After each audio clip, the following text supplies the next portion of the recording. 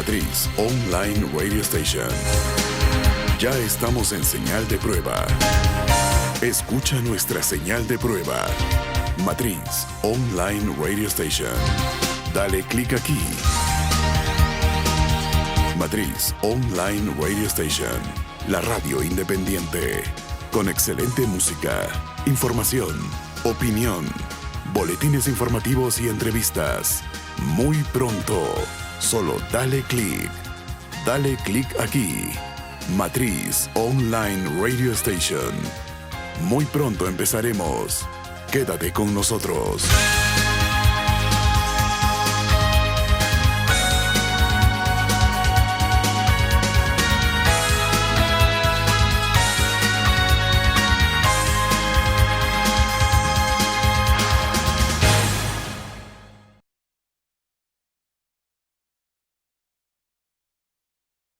Creo que nosotros tenemos, a través de los medios multitudinarios de comunicación inmediata, radio y televisión, que hablar sin pelos en la lengua, repito, con una mayor claridad en el lenguaje.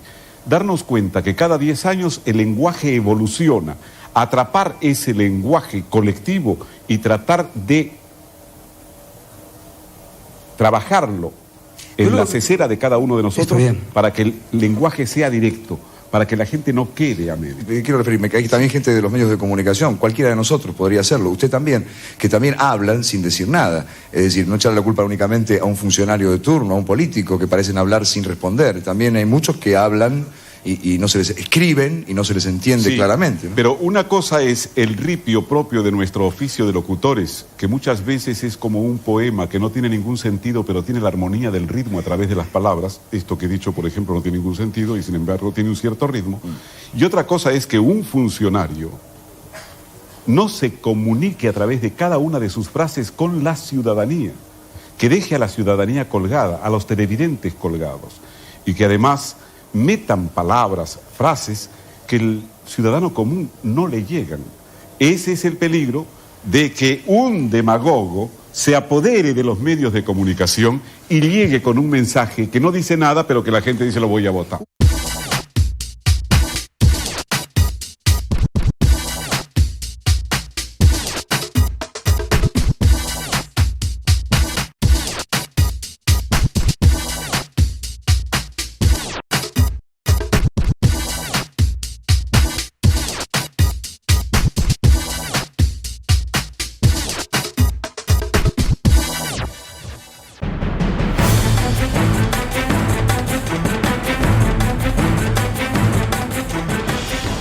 Amigos de Realidades, vamos a presentarles ahora a una invitada que hace mucho tiempo queríamos tener en el programa y que únicamente la hemos tenido un par de veces, pero no como invitada, sino más bien filtramos un par de sus videos, pero comprometedores con la economía. Quiere decir de que es una persona que tiene su canal de YouTube y nosotros colocamos principalmente su video de qué es el capitalismo.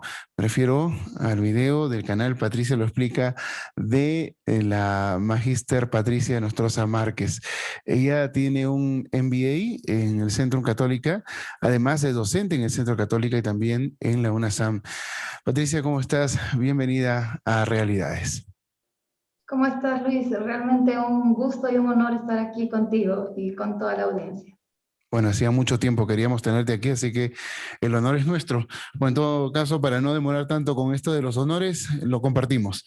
Así es que gracias por estar aquí. Y bueno, quiero comenzar contigo, recordando esa forma tan didáctica que tuviste de explicar lo que es el capitalismo, porque se ha estado mencionando tanto el capitalismo también en estos últimos meses, y más que ahora, más que en ese tiempo de primera vuelta, más en la segunda vuelta, precisamente por el perfil que tenemos de candidatos. Y la cuestión es que nuestro público se ubique bien, porque el izquierdista ha sabido colocar al capitalismo como un sistema político que no lo es un sistema económico. Entonces, más allá de la pobre y vana explicación que yo pueda dar, sería mejor que lo dieras tú. A ver, cuéntanos, ¿qué es el capitalismo? Bueno, el capitalismo básicamente es una corriente económica que es la única corriente que es realmente eficiente. ¿Por qué? porque premia al que mejor satisface las necesidades de los demás. ¿Y cómo es esto? En primer lugar, las bases del capitalismo son la libertad de comercio, el libre mercado. En segundo lugar, tenemos la propiedad privada. Y en tercer lugar, los contratos voluntarios. Es decir, que nadie me puede obligar a mí a hacer algo o contratar algo que no quiero. Y qué mejor que nosotros mismos somos los que conocemos qué necesitamos y qué podemos ofrecer al mercado, y el mercado nos premia de acuerdo a lo que vamos ofreciendo. Es un concepto difícil de entender para aquellos que no están ofreciendo algo realmente productivo o que satisfaga necesidades del mercado, de los demás, de la sociedad como tal. Este es el punto en el que no se entiende. Entonces, uno cree, ¿no?, bajo los términos marxistas, de que deberíamos ser premiados por el esfuerzo. Y eso es una falacia absoluta, porque fíjate, yo me puedo pasar todo 24 horas al día haciendo origamis, que no le sirven a nadie, origamis que no aportan nada a la comunidad. Mientras que quizás una persona, quizás tú te dedicas 4 horas al día nada más a fabricar pan. Yo creo que tú vas a recibir obviamente mayor premio del mercado, vas a ganar más de lo que gano yo esforzándome muchísimo haciendo mis origamis. Claro. Entonces, ese concepto, ¿no?, del valor trabajo de Marx está desmontado por todos lados. Y por otro lado, este sistema que genera desigualdades, justamente estas desigualdades son generadas por el esfuerzo, los talentos, y cuánto beneficiamos nosotros a los demás, cuánto es nuestro aporte para hacer un bien social, o sea, para ofrecer un bien a la sociedad, y que esta sociedad evidentemente nos beneficie, nos devuelva. ¿En qué? Gracias. En forma de dinero, si lo quieres llamar así. Esto es el capitalismo, nada más. Claro. Entonces, con mis factores de producción, que puede ser simplemente el trabajo, que puede ser terreno, que puede ser lo que yo tenga como propiedad. Hay que entender lo que es el socialismo y lo que es el comunismo. El socialismo y el comunismo van de la mano. Son dos partes de un mismo panorama, de un mismo modelo. El socialismo parte por la expropiación, es decir, abolir la propiedad privada, ¿no? Continúa con que el Estado va a ser el ente absoluto, dueño de todos los bienes de producción, y por lo tanto también de satisfacer a la sociedad con los productos que esta necesite. ¿Y cómo el Estado puede saber lo que tú deseas y lo que yo deseo si deseamos cosas totalmente diferentes? Exacto. ¿No? Bueno, aquí viene por otro lado, no, y te quería comentar, por otro lado, sí, sigue el socialismo con el incremento de los impuestos. Esa es parte del plan socialista. Y son 10 pasos en los cuales se destruye la propiedad privada, el Estado crece de una manera absoluta, y cuando este Estado ya es totalmente acaparador de los medios de producción y de las voluntades, es que se pasa a lo que es el comunismo. Del comunismo no es otra cosa más que un supuesto mediante el cual todos nosotros, independientemente de cuánto trabajemos o cuánto nos esforcemos, vamos a recibir absolutamente lo mismo. O sea, todos, o sea, van a ser el hombre nuevo. Van a ser igual de miserables, en pocas palabras. Exacto, ¿no? Exacto. En ningún país se ha llegado al comunismo. Así se es. ha intentado, se ha escalado a través del socialismo, pero no se ha llegado al comunismo. Ahora, Corea del Norte me parece que es lo más cercano, incluso más allá de lo que hizo la URSS, ¿eh? O sea, por el dominio que tiene Kim Jong-un, pero más allá de eso, no es que haya pasado el socialismo, sino que se implantó el régimen e incluso pues con un tema de casi adoración mesiánica al líder, ¿no? Que no concuerda completamente con el comunismo, pero esto lo digo para que me imagino que la gente podría comprender un poco más de cómo terminaríamos nosotros como sociedad si es que estuviésemos bajo un manto comunista verdadero, ¿no? La Unión Soviética creo que es un ejemplo de ello. Los campos de concentración, la aniquilación de la población, abolir todo lo que es la libertad de expresión. Todo eso forma parte del plan socialista y vamos, eso está plasmado incluso en el plan de gobierno de Castillo, mucho de lo que, no me refiero obviamente a los campos de concentración, pero sí me refiero a los temas que llevan directamente al país a un posible camino hacia, en búsqueda del comunismo soñado, ¿no? En búsqueda de este hombre nuevo que no va a tener sueños, ni esperanzas, ni aspiraciones más allá de las que todos por igual debemos tener. Claro. Que esta igualdad no existe, no debe existir tampoco, es irracional, es ilógica. Está bien que nos premien de acuerdo a cómo nosotros beneficiamos a los demás, ayudamos a los demás. Ojo, ojo, y el sistema capitalista es el sistema que ha sacado de la pobreza, fíjate, no cientos de millones de personas. Hace 200 años, justamente antes de que se diera la revolución industrial, teníamos un 95% de la población viviendo bajo la línea de la pobreza extrema. Y actualmente tenemos solo el 5% de la población viviendo bajo esa línea de la pobreza extrema. Es que no ha habido una mejoría gracias a justamente el capitalismo, me pregunto, ¿no? Y si tú te fijas, hay un punto, mira, hay un punto en el que se agarran todos y dicen, no, pero los países nórdicos son socialistas. No, los países nórdicos tienen libertad de mercado inmensa, están en los primeros lugares de libertad de mercado. Por otro lado, hay respeto irrestricto a la propiedad privada. Tienen regímenes laborales totalmente flexibles, no hay esta excesiva regulación en cuanto al tema laboral. De socialismo solo tienen impuestos altos, que por cierto, los han estado bajando. Sí. Así es que mucho de ello no queda, ¿no? Mientras que si vemos por el otro lado los países que se han inclinado hacia la balanza socialista, podemos ver el caso de Bolivia, que ya entró en default y ya empezó a caer fuertemente, porque vamos, todo esto está arrastrando muchos años de deuda. Y vemos también el caso de Argentina. Argentina ya está en una situación, Venezuela 2012 o en 2013, previo a que se diera todo el boom. No se me ocurre un solo país que aplique el modelo socialista sin fracasar. Es un modelo injusto. Es un modelo en el que se castiga al eficiente y se premia al ineficiente.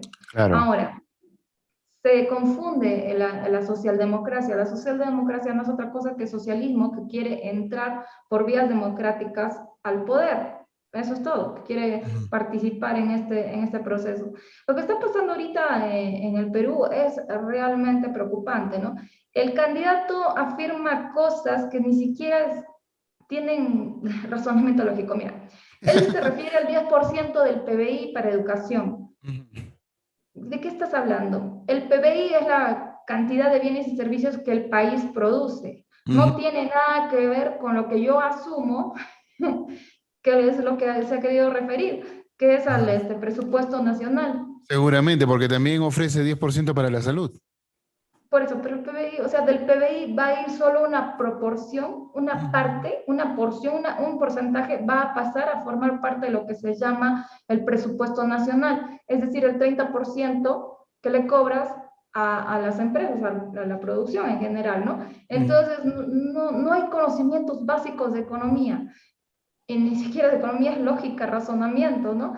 Es realmente preocupante. Por otro lado, nosotros somos súper afortunados porque somos uno de los pocos países en los cuales la población puede elegir: o yo me jubilo mediante un sistema nacional que ha demostrado en todos los países, a España la está llevando al default total, que ha demostrado que es carente y deficiente, como es el sistema público de pensiones, o yo puedo seleccionar un sistema de capitalización individual.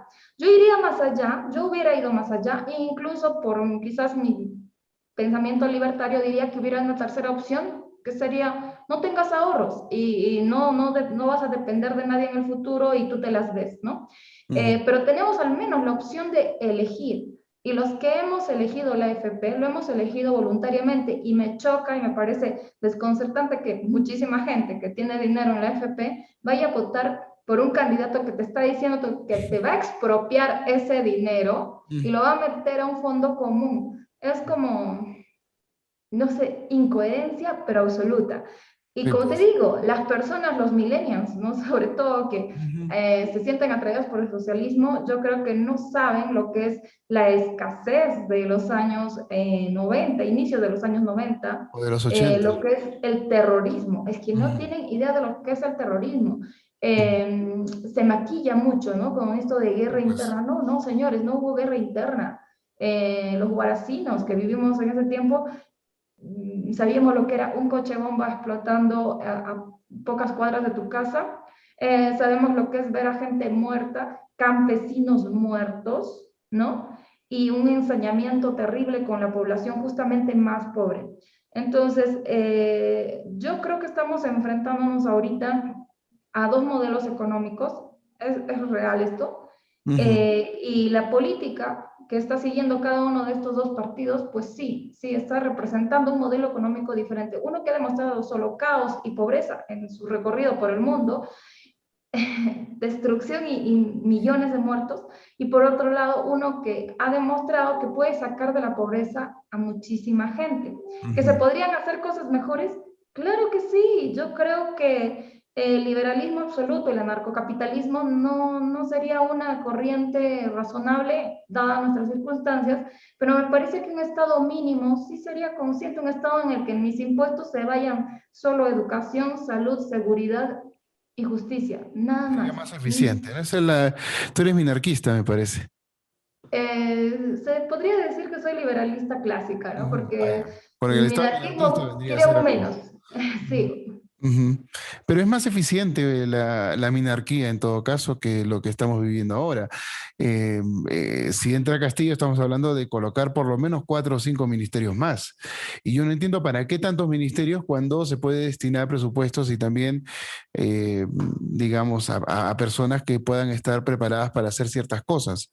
Si es que se quiere innovar o si es que se quiere trabajar o reflotar cosas, pues obviamente que ya existen entidades. Por ejemplo, ese Ministerio de Ciencia y Tecnología me parece un invento para adorar un poco más un plan que no existe, porque yo personalmente no creo que tenga un plan de gobierno aplicable, ¿no? A más allá de los delirios de Cerrón, y todo lo que han armado para los 100 días y el supuesto plan 200, pues la verdad, no sé, hasta dónde la gente pueda llegar a entender o creer que esto de aquí es algo totalmente trasnochado y hecho de un momento para otro por personas que tampoco parecen estar tan preparadas para poder hacerlo, porque un profesional pues no te va a hacer una cosa en 5 días, ¿no? Este tipo de planes toman mucho más tiempo.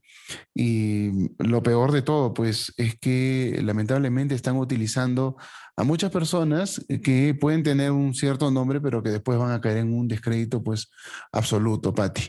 Yo, la verdad, lamento que estas cosas estén pasando porque no me gusta ninguno de los dos candidatos. No te voy a preguntar si tú estás a favor de Keiko, o sea, no te voy a preguntar eso porque eso tampoco es el tema. Pero si vamos al programa básico y a las cosas que ha mencionado Castillo, creo que una de las cosas que más ha impactado ha sido el hecho, primero decir, porque primero fue así como se dijo, que no iban a haber importaciones. Después cambió un poco el verso diciendo que no van a haber importaciones de cosas que se producen en el Perú. Pero acá se producen muchas cosas y hay otras que son absolutamente necesarias. Eso quiere decir de que, por ejemplo, acá producimos mucha papa, pero también exportamos mucha papa. Por ejemplo, eso, ¿no? Y entonces, ¿qué? ¿Acabamos con las exportaciones? ¿Qué va a pasar con el negocio de los agroexportadores, por ejemplo? Y mucha otra gente que se viene desarrollando a través de esa industria colocando productos nacionales afuera. Lo que le está pasando a Argentina, por ejemplo, que prohibieron la importación de la carne a China.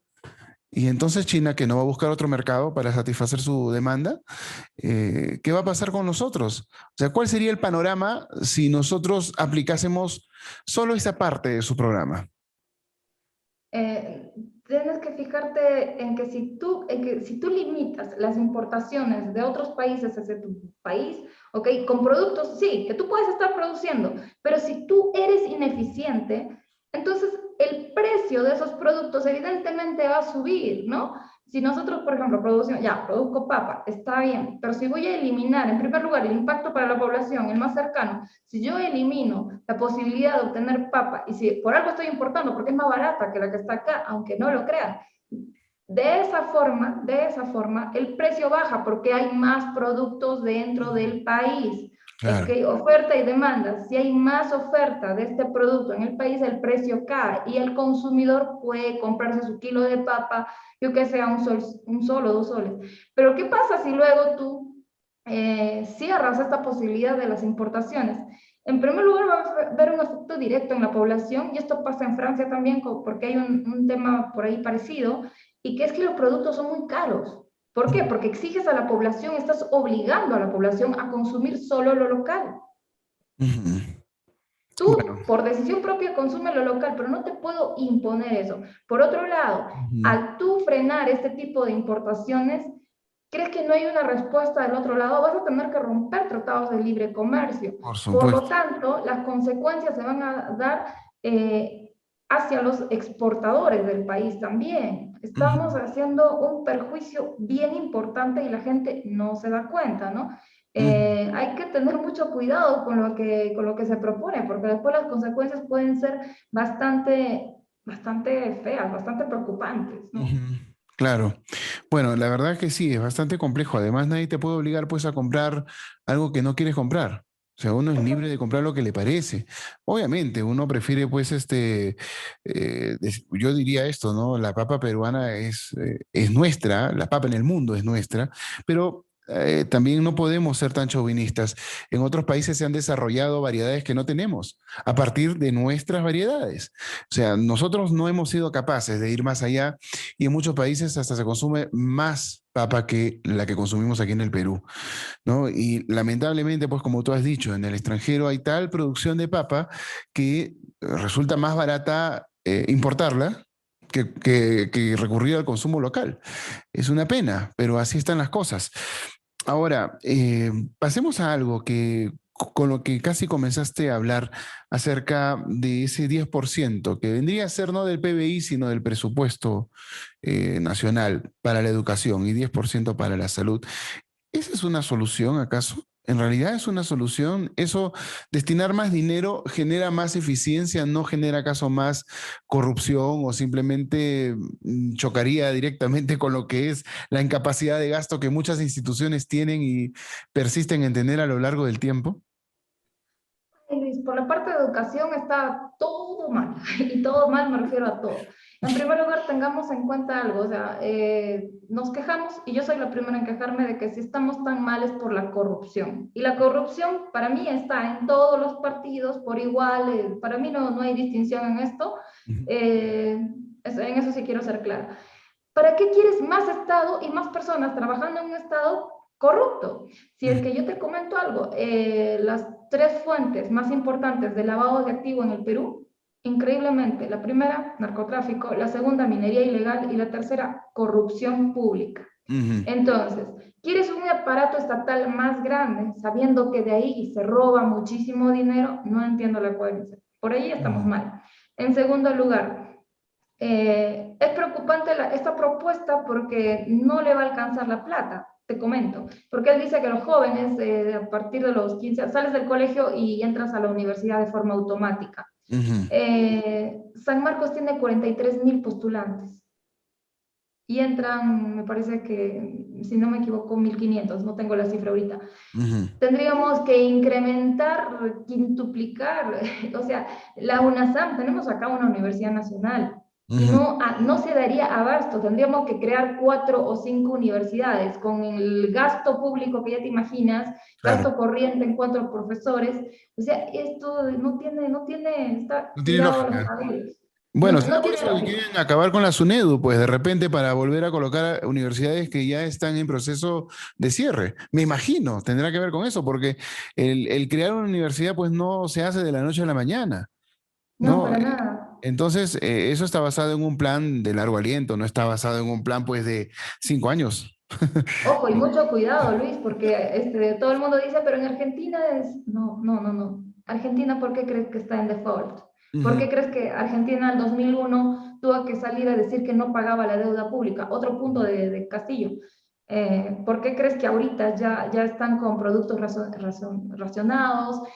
Justamente porque su gasto público es enorme. O sea, en Argentina la situación es un desastre. Leía que para administrar un parque tenían 31 funcionarios en administración y contabilidad, y es como, ¿qué está pasando? ¿No? O sea, te das cuenta que cuanto más incrementes el aparato estatal, más corrupción, más gasto público, y el gasto público lo pagamos los privados.